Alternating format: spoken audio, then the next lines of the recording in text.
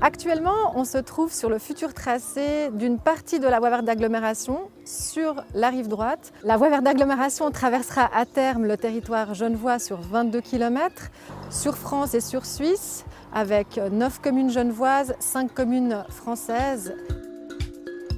Il ne faut pas voir la voie verte d'agglomération comme uniquement une infrastructure de mobilité et encore moins comme une autoroute qui va traverser le canton.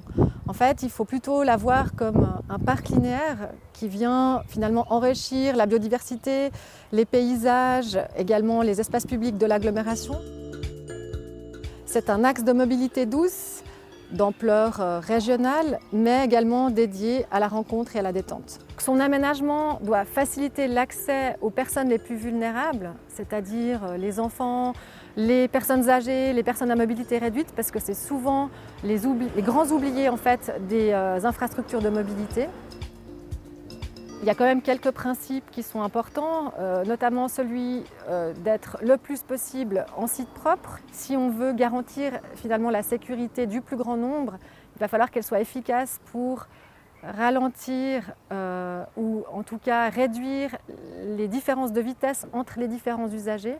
Tout ça va fonctionner si, en complément des voies vertes, on a d'autres types d'aménagements de mobilité active comme les axes Fort Vélo qui sont actuellement à l'étude et qui, eux, ont pour objectif d'accueillir les cyclistes rapides et plus aguerris.